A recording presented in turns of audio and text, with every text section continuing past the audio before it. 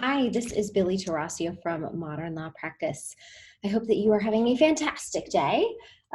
Things are getting fun and busy around here. We're getting ready to go to Clio, which is super exciting. And I'm also getting ready for the Business of Law conference in Minnesota in early November.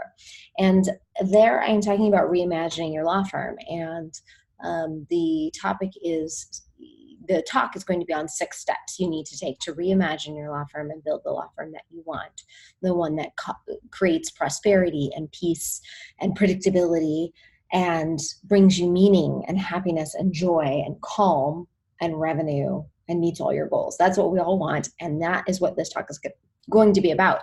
And step 1 is drafting your constitution. So I have been spending a lot of time thinking about that and looking at the United States Constitution and how that can affect and should affect the Constitution that we draft for our own law firms. And really, the Constitution is our employee manual, but it's so much more than an employee manual. It's 3 parts. So the Constitution of the United States is the preamble, which is why do we exist and what are we doing? Right? Which is really important. That's what everything should start with. What are we doing? Why do we exist? The second part of the Constitution of the United States is all about governance. How will decisions be made? How will things work specifically, right? So with the United States Constitution, it's Congress does this, and the legislation does this, and the president does this, and the judicial branch does this. And so that should be part of our Constitution as well.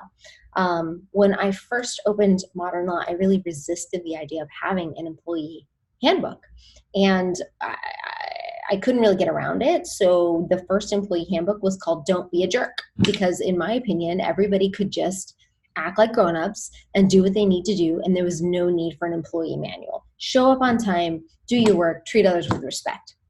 And what's interesting is that the United States didn't start out with a federal government or a constitution either. It happened that we have a constitution because things weren't going well. Things started falling apart. And the founding fathers decided that if we didn't have a central government, the country would fall apart. And the same thing happened with my law firm, and probably with your law firm. Eventually, without a manual, without a handbook, without guiding principles and rules and a structure to work within, your organization won't be able to grow.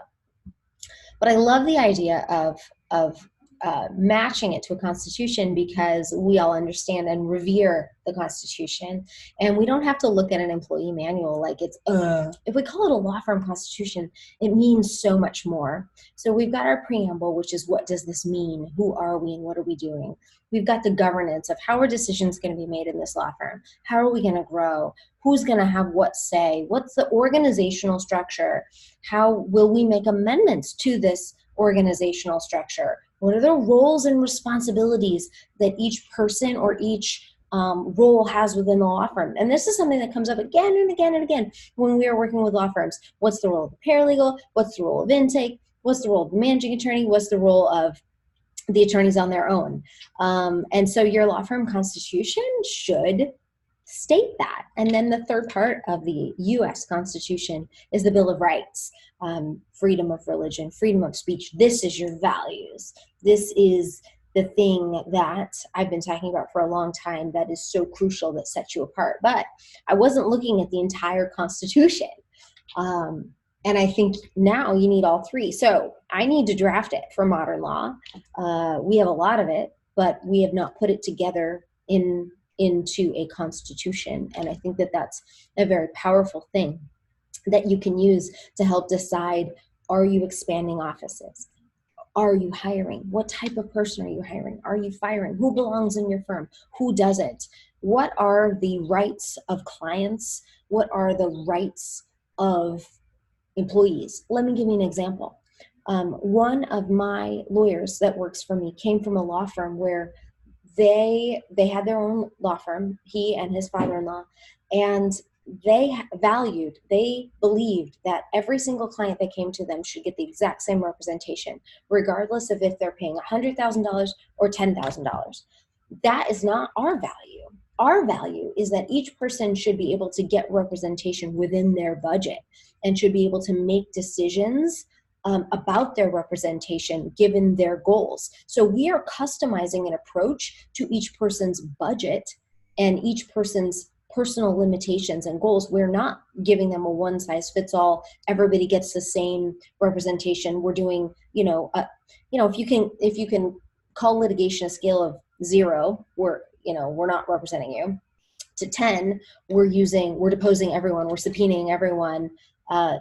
Some law firms might believe that every single person that comes into their office should get a level 8. And we believe that people should get to choose anywhere between, you're not even working with my law firm, you're working with my legal doc prep company and representing yourself, all the way to we will litigate your $50 million divorce. So these are values and the Bill of Rights, and it needs to be written down because it articulates who you are. And if you don't communicate these things to your clients and to your employees, they don't know how it is that you want to govern your law firm. Also, are you in a partnership? Are you in a democracy? Or are you in a law firm where you're making all the decisions?